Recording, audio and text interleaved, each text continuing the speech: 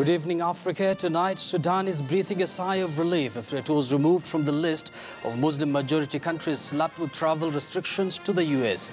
But yet another African country, Chad, which has been a major partner for the U.S. in the fight against Islamist militancy, finds itself in the list. This is South Africa's national broadcaster, SABC, was forced to apologize to South African presidential hopeful Nkosazana Dlamini Zuma for referring to her as an ex-wife to President Zuma. Later in the program, we'll be discussing the pros and cons of Rwanda's model of governance under President Paul Kagame. This is Bottomline Africa. My name is Joseph Ibrahim. Now, first things first, a quick look at Africa in 60 seconds.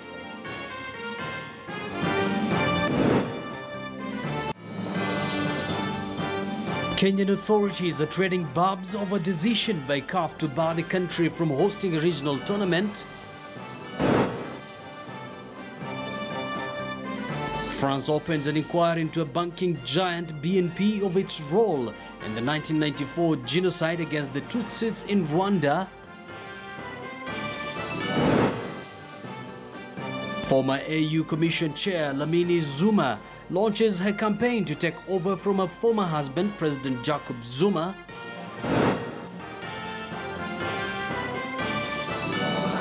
And tonight we'll look at the challenges facing Angola's new president, João Lourenço.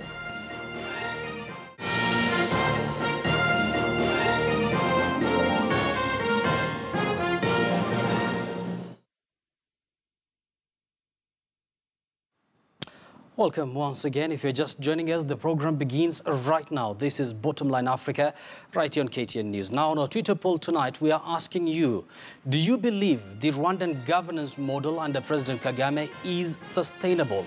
Let me just take that again. Do you believe the Rwandan governance model under their president, Paul Kagame, is sustainable? You know the drill. Our Twitter handle is at KTN News. You can as well tweet me at Yusuf Ibra. Remember to always use the hashtag Bottomline Africa. In studio to discuss this with me later on in this program, three gentlemen. One is the ambassador, the Rwandan High Commissioner to Kenya, that is Ambassador James Kimonyo. We also have a publisher and regional governance critic, Barak Muluka, as well as political affairs analyst, Mark Bichachi. I'm going to join them shortly. But first, let's begin with our top story tonight, and we begin right here from Kenya, where outspoken Embakasi East Member of Parliament, Babu Owino, will be spending the night in police custody after being arrested for allegedly abusing President Uhuru Kenyatta during a political rally during the weekend. Now, the president's supporters had earlier staged demonstrations demanding his arrest. Babu was caught on video calling the president, quote-unquote, mtoto wa umbwa, a Swahili insult which means son of a dog. Political tension has been rising ahead of a presidential election rerun set for 26th October. He is the third political personality to be arrested for hate speech in recent days.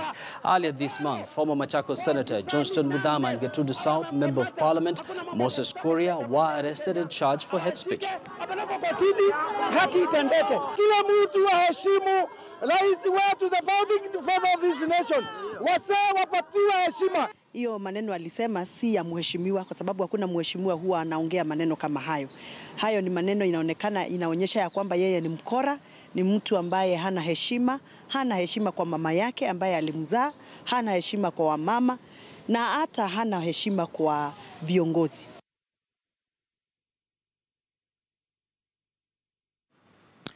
Meanwhile, Kenya is still smarting from the decision by the Confederation of African Football, that is CAF, to strip it of the rights to host the African Nations Championship, that is CHAN, next year. CAF says the decision was made in light of accumulated delays from reports of the various inspection missions conducted in the country. Now, the Kenyan government, which has been criticized over the issue, has been defending itself. Some CAF officials also expressed concern about the political situation in Kenya, where recently annual presidential elections are set to be rerun next month. It is the second time Kenya has lost the right to stage an African football competition after being replaced by South Africa as 1996 Africa Cup of Nations host. The 16-team tournament for locally based players only is scheduled to take place between the 12th of January and 4th of February 2018. Is that the general risk, the general overall risk surrounding Kenya is what most members of EXCO could not agree with. Their position was that it did not look like it would complete. We are a nation that in the last 25 years never built any stadia, never invested in any infrastructure at that time because of different reasons. The ministry is geared, is set and ready to continue developing this, and we will show you the results by the end of the timeline that we had planned for Chan.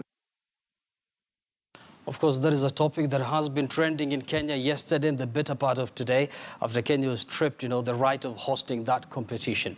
Now, renowned Rwandan human rights activist Diane Rwigara is facing treason charges after being arrested for the third time over the weekend. Reports indicate that Rwigara is facing charges for inciting revolt and revealing quote-unquote sensitive information. Rwigara has been under investigation of alleged forgery. Authorities have also investigated her family of alleged tax evasion. Police spokesperson Theo Bedege said in a statement on Sunday that Rwigara had been arrested for failing to cooperate with the police. On Monday morning, a local website alleged that members of the Rwigara family were involved in a plot to overthrow the government, working with exile groups including the Rwanda National Congress Party RNC. Rwigara was disqualified as a candidate in last month's presidential race, which was won by incumbent President Paul Kagame. Investigators allege that Ms. Rwigara committed an electoral offense by collecting forged signatures to endorse her candidacy.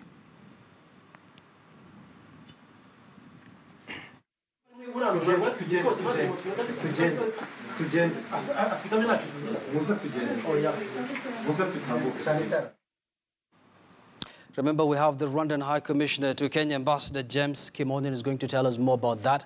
Now, still on Rwanda, France has opened a full-scale inquiry over the alleged role of banking giant BNP Paribas in the Rwandan 1994 genocide against the Tutsis, in which more than 800,000 people died. 3 civil society groups had filed a legal case against the bank, accusing it of complicity over a transfer of $1.3 million to an arms dealer.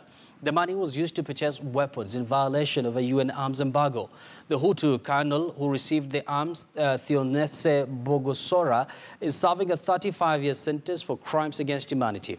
A BNP spokeswoman said the latest judicial step was not a new development. The genocide was sparked after the plan of Rwandan President Juvenal Habyarimana, an ethnic Hutu, was shot down on 6 April 1994.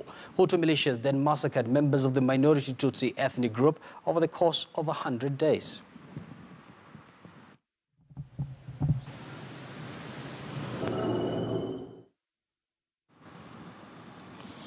Now, Sudan, one of the 6 majority Muslim countries on the President Donald Trump's original travel ban, was removed from the list Sunday. The U.S. has recently praised Sudan's efforts in fighting terrorism ahead of a decision expected in October on whether to lift decades-old sanctions on Khartoum.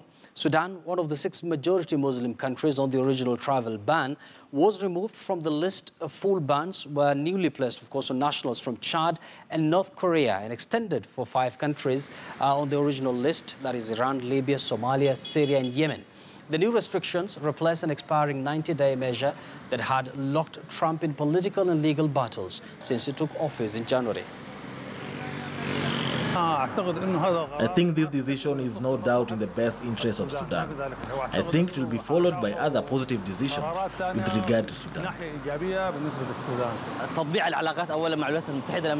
I think Sudan took good, serious steps in the framework of normalizing relationship with the United States and the international. So I consider Trump's move a good one, especially for the Sudanese people who have suffered under the unilateral sanctions imposed on them.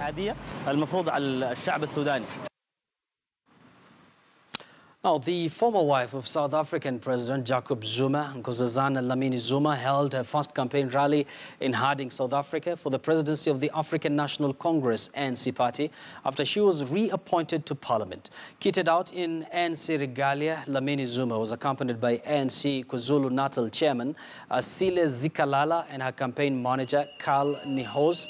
Dlamini Zuma and Zikalala are on a 2-day roadshow, first tackling Harding on Sunday and Mpangeni on Monday.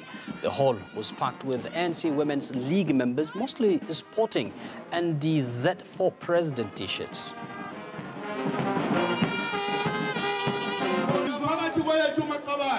comrades.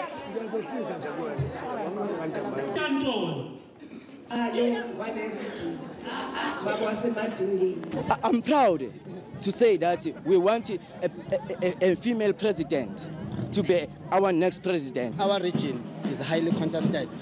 A lot of them have been coming here. So I think it's relevant for her also to come, to show that she recognizes that there is support for her in this region. The country will be much better where the woman is a president. As Nelson Mandela said, we're all equal. There's no person who's much brighter than someone else. We're all 50-50. I believe a woman will lead the country. I still don't understand why we fight so much. But I'm just saying, if we have a program that we agree with, we shouldn't be fighting. Not within the ANC, not within the alliance. The ANC needs to be united and strong at all times. Of course, Julius Malema, a former member of ANC, who has now come up with his own political party, is also expected to be on the ballot. Now, let's cross over to Zimbabwe, where Zimbabwean activist Pastor Ivan Morire has appeared in court after he was arrested during a church service on Sunday. The dissident pastor pleaded not guilty to charges of attempting to subvert the government and inciting public violence. The charges relate to national protest Morire is accused of organizing last year. If convicted, he faces up to 20 years in jail. The pastor was rearrested on Sunday, apparently over a video he posted on social media, accusing President Robert Mugabe and his ministers of wrecking the economy, and the video showed him being led away to an unmarked car. His lawyer, Harrison Nkomo, confirmed that his client has been charged with subverting a constitutional government. The defense had to make an application for revival of his bail. He has been admitted to bail, notwithstanding the serious opposition from the state. The court ruled that he must, the $200 that he deposited at the clerk of court must remain. The passport must still remain with the clerk of court. Now, thousands of people displaced by the Boko Haram insurgency took to the streets in the sprawling Nigerian city of Maiduguri on Sunday to protest food shortages and poor conditions in their camp. More than 2.6 million people have been displaced by the deadly violence in northeastern Nigeria that erupted 8 years ago and forced into camps in host communities. Around 3,000 people living in the Dalori camp protested in Maiduguri, the epicenter of the insurgency, denouncing food and water shortages as well as appalling living conditions. The protesters from Borno State's second largest town of Bama urged the authorities to allow them to return home and rebuild their shattered lives. The protesters were blocked by the military and police around 2 kilometers from the camp and prevented from heading to the governor's office.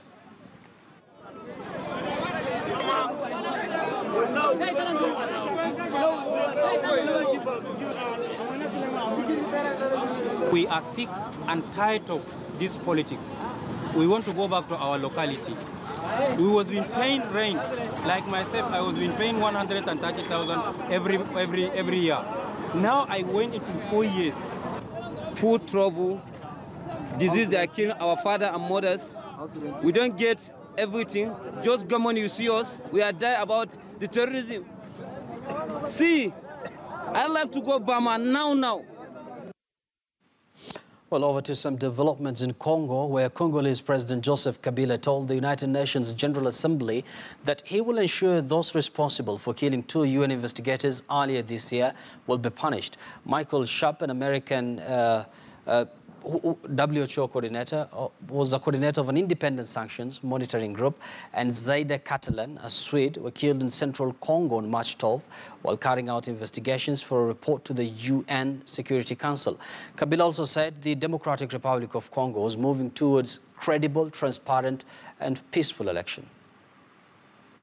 In these circumstances that I deeply lament the barbarity to which 2 experts of our organization fell victim in March 2017.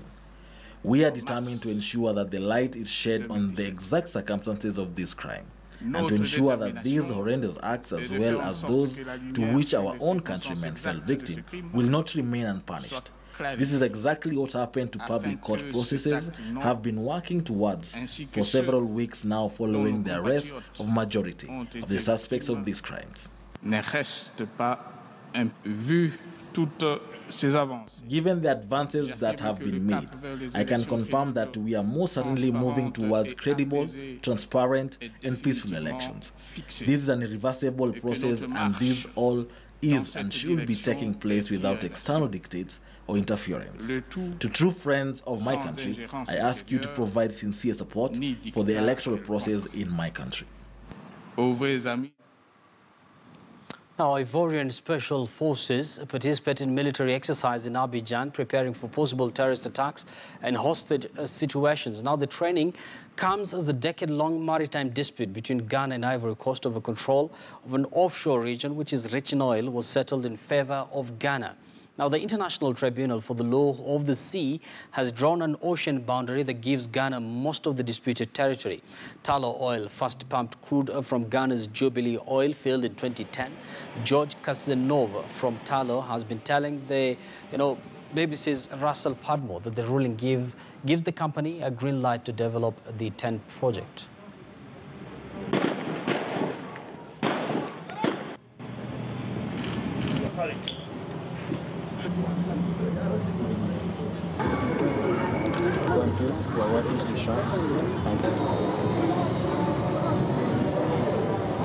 I don't hold judgment on the armies of our allies, but in any case, I'm very proud to work with Dubia and the Ivorian Special Forces. We are learning on both sides. We are very satisfied with what we saw. We are able to see all the stages, all the phases of a real operation, and I believe this was carried out well by our men with the help of French forces. Now, Angola's incoming president, João Lourenço, is facing a slew of challenges that include dwindling oil prices, rampant poverty, and soaring unemployment. The former general will be sworn in Tuesday, replacing longtime leader José Eduardo dos Santos, who ruled the oil-rich nation for 38 years. New president, João Lourenço, has big shoes to fill. He succeeds President José Eduardo dos Santos, who ruled the oil-rich nation for 38 years. But rather than change, the former general represents continuation.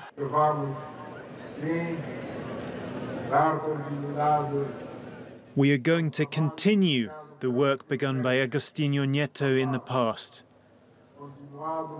Work which President dos Santos himself continued. We continue with this work, and with your power, we will build a better future.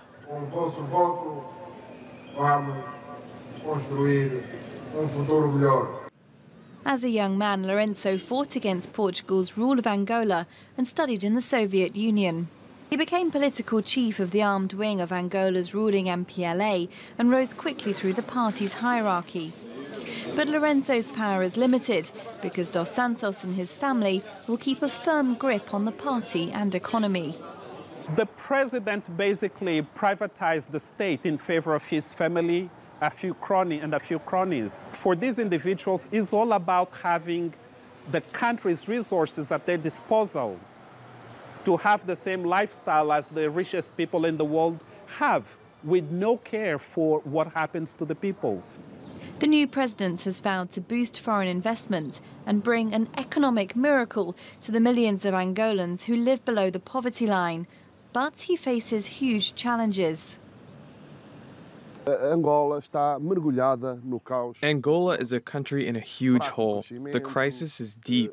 The growth is exploding. The public deficits are out of control. The public debt, people feel it all in their daily lives.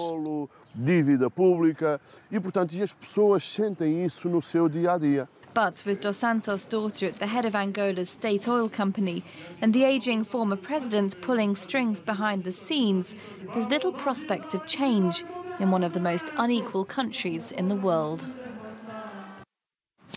Well, let's now get a bit of a break from politics. And at a conservancy in South Africa's Limpopo province, dancers are performing for an unusual audience. Baby Rhinos. Yes, you heard me right. Ballet in the Bush is a unique performance in South Africa's Waterberg, a Bushville retreat that marries the love of dance and conservation to raise awareness and money for orphan rhino calves while promoting the art form. It started in 2015. The annual event has grown and attracted hundreds of supporters. Here, orphan and injured baby rhinos have a temporary home before they are released back into the wild.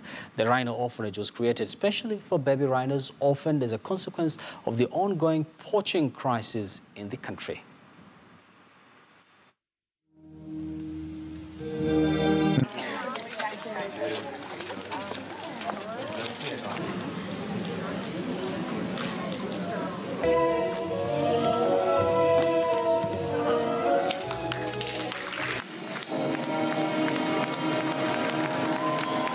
It was good. I loved it, the whole thing. And I think one day they'll become special to the world. It's really been amazing, and I think it's been top quality, and I think she's enjoyed it as well very much. Official statistics will tell you that rhino poaching is slowly coming down. But there's a reason for it. Because of the amount of rhinos that's already been poached, it's more difficult for the poachers to find rhinos. It really is bringing these superstars that I have touring South Africa also to the bush and to the people of the bush, while we are creating awareness around the plight of the rhinos in South Africa and the plight of ballet and dance in South Africa, and the need for both of them to be conserved and to be saved from extinction.